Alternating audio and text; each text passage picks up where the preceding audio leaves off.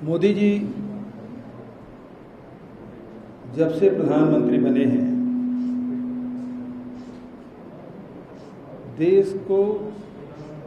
देश के विभिन्न वर्ग के लोगों को झटके पे झटके दे रहे हैं। पहला झटका नोटबंदी का था। काला धन तो वापस आया नहीं, बहुत सारे बैंक बंद हो गए। फिर दूसरा झटका जीएसटी का था। दूसरी आज़ादी के रूप में उसे प्रस्तुत किया गया, लेकिन बहुत से कारोबारी दिवालिया हो गए। तीसरा, लॉकडाउन अचानक घोषित किए, करोड़ों लोग बेरोजगार हो गए और पैदल अपने घर जाने के लिए बाध्य हुए। अभी फिर से एक झटका उन्होंने दिया है, जो एक काले कानून के रूप में हमारे सामने है। इसके पहले आपने देखा कि एयरपोर्ट नीलाम कर दिए गए, रेलवे स्टेशन नीलाम कर दिए गए, और अब बारी किसानों की जमीन पर है। पहला कानून उन्होंने कृषि उपज व्यापार वाणिज्य संवर्धन और सरलीकरण विधेयक 2020, इसमें उन्होंने कहा एक राष्ट्र एक व्यापार। दूसरा संशोधन उन्होंने किया कृषक सशक्तिकरण संरक्षण कीमत आश्वासन और कृषि सेवा पर करार विधेयक 2, जिसे कॉन्ट्रैक्ट फार्मिंग के रूप में हम सब जानते हैं। तीसरा आवश्यक वस्तु अधिनियम में संशोधन किया गया। एक राष्ट्र एक व्यापार, हमने देखा कि 1 नेशन 1 टैक्स नारा दिया, लेकिन जीएसटी में हुआ क्या? 5 स्लैब बने हुए हैं, 0% से लेकर 28% तक। और स्थिति ये है कि जीएसटी के पैसा जो उत्पादक राज्य हैं, उन राज्यों को 5 वर्ष तक के राशि है उसे देने की बात उन्होंने कही थी, लेकिन इस वर्ष अप्रैल से लेकर आज तारीख तक जीएसटी का अंतर का राशि नहीं मिला है। मेरे छत्तीसगढ़ में 2 किस्त अभी तक के मिल जाना चाहिए था, ये तीसरे किस्त, क्योंकि अब सितंबर समाप्त होने वाला, अक्टूबर में मिलने वाला है, तीसरा किस्त भी नहीं मिलेगा। वो करीब 3000 करोड़ की राशि हमको मिलनी थी, जो कि नहीं मिला। अब वो कहते हैं कि आप बैंक से उधार ले लो, पैसा हमारा। वैसे ही ये कहते हैं एक राष्ट्र एक व्यापार, एक शब्द और जोड़ना था, और वो शब्द है दर। एक राष्ट्र है, व्यापार है, एक ही कीमत होना चाहिए, एक ही दर होना चाहिए, जो कि उन्होंने नहीं किया। इससे किसानों को नुकसान होगा। मंडी समाप्त करेंगे।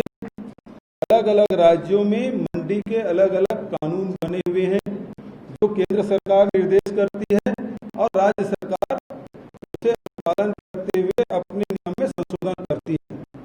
जबकि कृषि राज्य का विषय है, इसके बावजूद भी केंद्र सरकार ने राज्यों से कोई परामर्श नहीं किया, न ही किसान संगठनों से परामर्श किया, और सीधा सीधा कानून बना दिया। और इससे नुकसान यह होगा कि मंडियों में, मंडी की अपनी व्यवस्था होती थी, मंडी में वही लोग बोली लगा सकते थे जो मंडी लाइसेंस लेते थे। भुगतान 1 दिन से 5 दिन के भीतर में कर दिया जाता था, और यदि कोई क्रेता और विक्रेता के बीच में कोई विवाद हो तो मंडी सचिव ही फाइनल अथॉरिटी हुआ करते थे, जो 5 दिन के अंदर में उसे निराकृत कर देते थे। लेकिन अब जो नियम बना है उसमें मंडी शुल्क, मंडी लाइसेंस लेने की कोई ज़रूरत नहीं है, मंडी में जाके खरीदी करने की भी कोई ज़रूरत नहीं है। आपके पास पैन कार्ड होना चाहिए, पैन कार्ड के माध्यम से बाहर में आप खरीदी कर सकते हैं। इससे यदि कोई विवाद होता है तो एसडीएम एक पैनल बनाएगा और वो सुझाव देंगे, उसके हिसाब से होगा। वो 7 दिन, फिर 15 दिन, फिर 7 दिन, तो इस प्रकार से ये कई सप्ताह बीत जाएगा, लेकिन किसान को न्याय नहीं मिलेगा।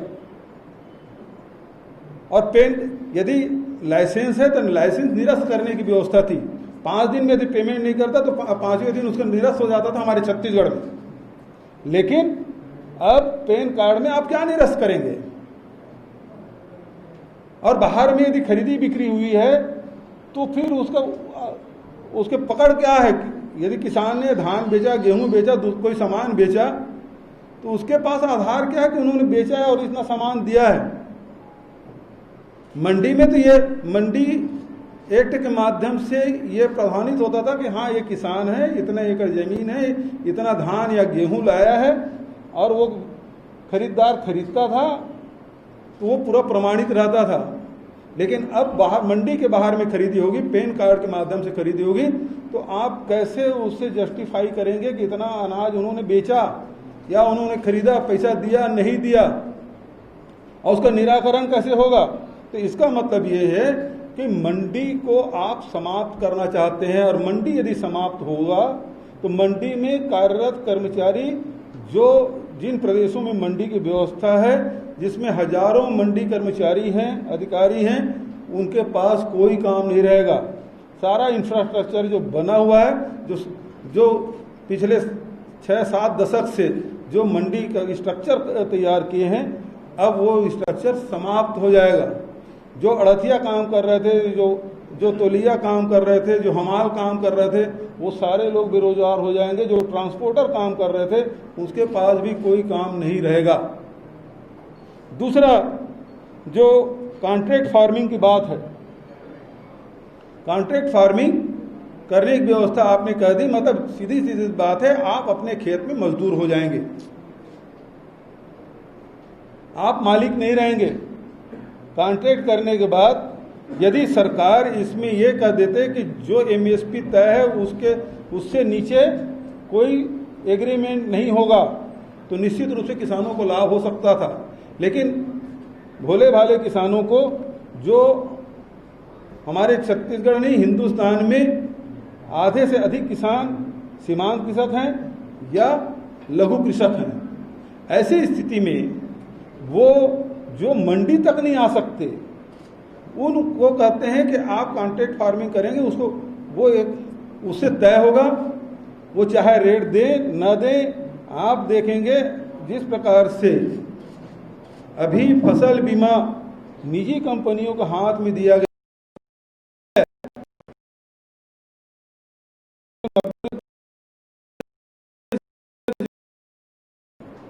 बीमा का लाभ मिला, और जो बीमा कंपनियां हैं उसको सैकड़ों करोड़ रुपए का लाभ हुआ इसी देश में।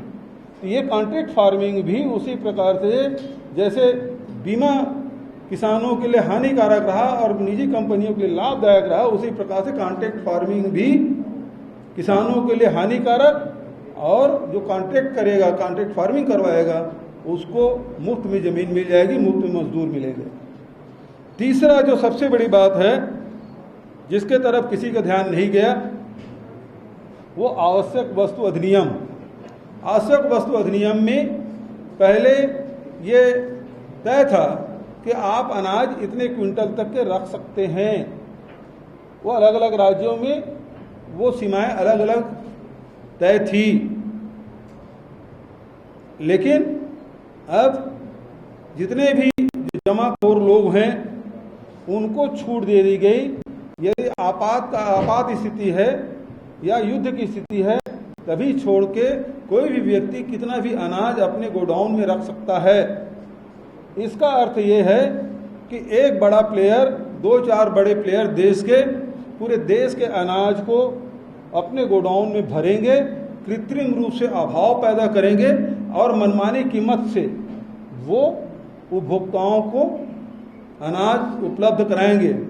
आपने देखा है इसके पहले प्याज की स्थिति क्या थी, इसके पहले दाल की स्थिति क्या थी, अरहर दाल कितना मिला, किस दर पे मिला, ये सब आप सबको जानकारी है। और अब स्थिति अनाज पे सस्ते में अनाज खरीदेंगे, गोडाउनिंग करेंगे और उसके बाद ये प्राइवेट प्लेयर है वो देश के अनाज की कीमत तय करेंगे। तो सबसे बड़ी जो मार है, किसानों को तो मार पड़ रहा है, लेकिन आने वाले समय में सबसे बड़े जो मार पड़ने वाला है उपभोक्ता को, आम आदमी को, गरीब आदमी को, मध्यम वर्ग के लोगों को ये जबरदस्त मार पड़ने वाली है कि आपके जो अर्थव्यवस्था है, घरेलू अर्थव्यवस्था वो बिगड़ने वाली है। क्योंकि अनाज की कीमत अब सरकार तय नहीं करेगी, अब वो प्राइवेट प्लेयर तय करेंगे। ये आवश्यक वस्तु अधिनियम, ये आवश्यक वस्तु अधिनियम नेहरू जी ने बनाया था। सहकारिता पे भी चोट किया गया है, जो सरदार पटेल ने शुरुआत की सहकारिता आंदोलन, उस पर चोट कर गया। अब बैंकों में जितने भी सहकारी बैंक हैं उसमें भी निजी हाथों में चला जाएगा, उसकी भागीदारी रहेगी। अभी तक के जो सहकारी बैंक है वो राज्यों के अधीन होते थे, राज्य के किसान उसमें हिस्सेदार होते थे। अब जो बैंक है वो निजी हाथों में उसकी भागीदारी रहेगी, गवर्निंग बॉडी उनकी होगी, उनके हिसाब से संचालित होगा कि किसानों को कितना लोन देना है या नहीं देना है, कब देना है, कितना देना है, ये सारे तय करने के काम निजी लोगों के हाथ में, मतलब पूरा कृषि है, एग्रीकल्चर सेक्टर है, वो पूरा निजी हाथों में देने की षड्यंत्र इस सरकार के द्वारा किया गया है। जो इंदिरा जी ने हरित क्रांति लागू किया था उसे भी ध्वस्त करने के षड्यंत्र चल रहा है। तो ये देश के किसानों के लिए, देश के उपभोक्ताओं के लिए ये बहुत बड़ा, ये केवल आप किसान के लिए न समझें बल्कि आम उपभोक्ता के लिए, खासकर जो महिलाएं हैं जो अपने घर खर्च चलाती हैं, अब उनके अर्थव्यवस्था जैसे नोटबंदी के समय बिगड़ा था अब फिर से बिगड़ने वाला है इस काले कानून के माध्यम से। इसलिए इसका हम विरोध करते हैं।